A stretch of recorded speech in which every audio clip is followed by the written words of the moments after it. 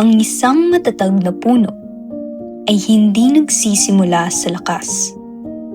Nagsisimula ito sa isang binhi. Nakatanim, tahimik, halos hindi napapansin. Ngunit may taglay na buhay at layunin.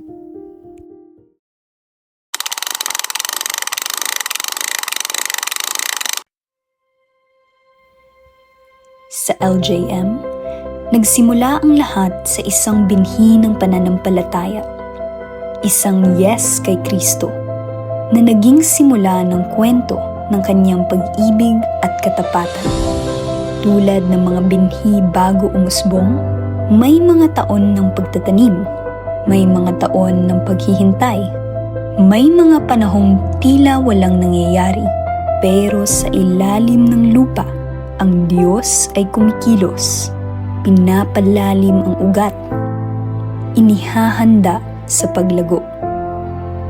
Mula sa isang maliit na Bible study, sa isang simpleng garahe, unti-unting kumilos ang Diyos.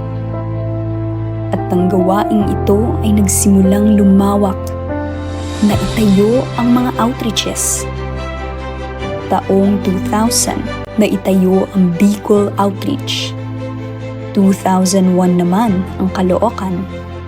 3 taon nang nakalipas at naitatag ang Davao.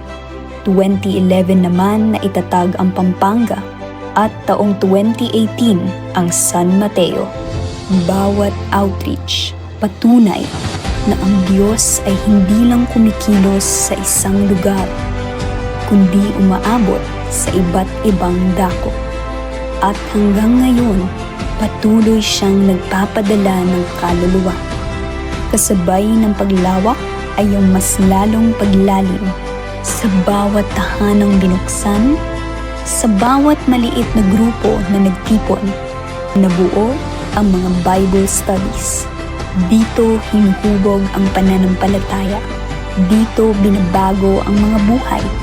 Dito nagsisimula ang tunay na multiplication. At hanggang ngayon, ang mga Bible studies ay patuloy na namumunga. At mula sa mga tahanan, umabot ang gawain sa mga paaralan. Binuksan ng Diyos ang pintuan para sa mga campus ministry, sa mga kabataan, sa mga silid-aralan, sa mga puso na naghahanap ng direksyon. Ang ebanghelyo ay naihasik.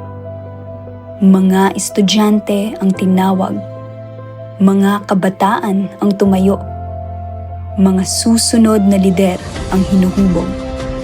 At hanggang ngayon, patuloy sa paghayo at pangangaral upang maging disipulo ng Panginoon ang susunod na henerasyon.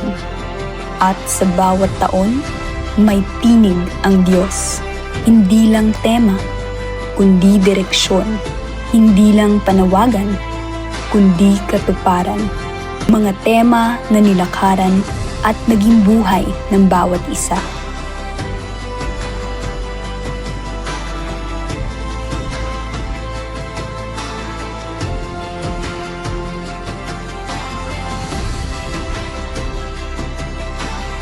Dito, higit na pinamalas ng Diyos ang kanyang kapangyarihan sa pamamagitan ng pagtawag ng kanyang mga lingkod sa isang buong pusong pagsuko at paglilingkod.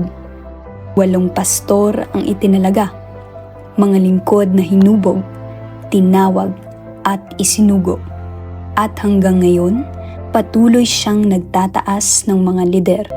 2017, Unleash Your Potential.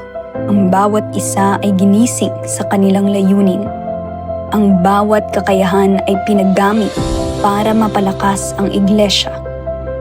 At hanggang ngayon, may bahagi ang bawat isa sa gawain ng Diyos.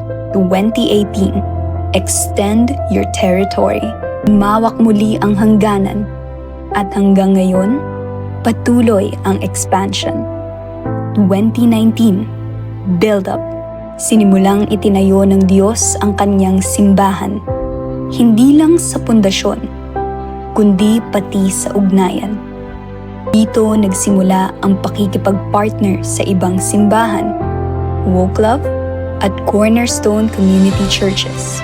Isang patunay na ang Diyos ay hindi lang kumikilos sa LJM, kundi pinapalawak niya ang impluwensya nito sa buong katawan ni Kristo. 2020, Possess the Promise. Sa gitna ng mga hamon at pandemya, kumapit tayo sa pangako ng Diyos.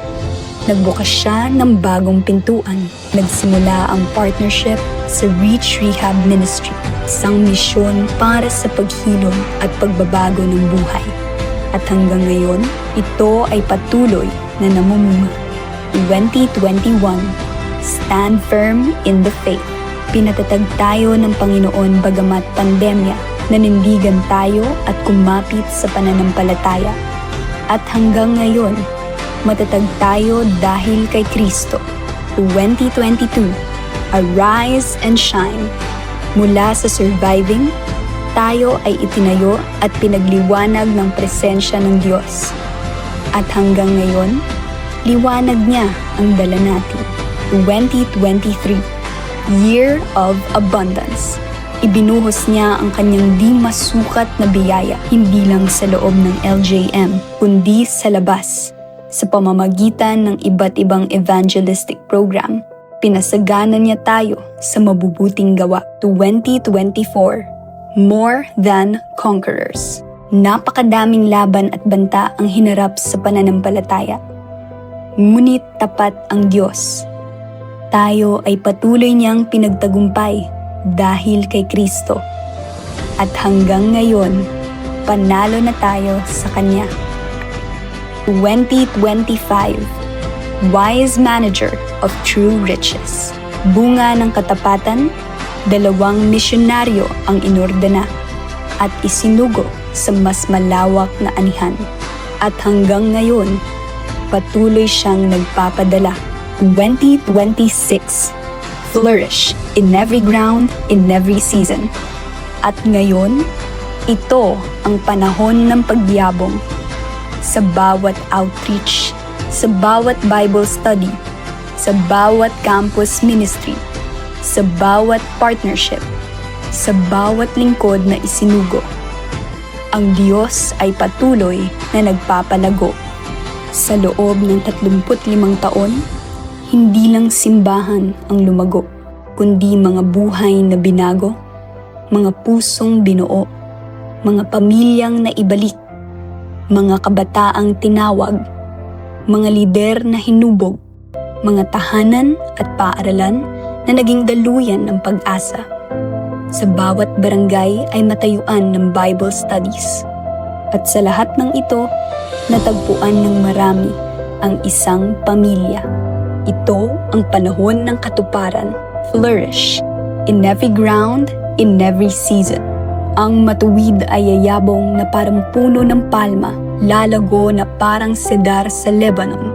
Silang nakatanim sa bahay ng Panginoon ay yayabong sa mga looban ng ating Diyos. Sila'y magbubunga kahit sa katandaan, mananatiling sariwa at luntian upang ipahayag, ang Panginoon ay matuwid, siya ang aking bato at walang kasamaan sa Kanya.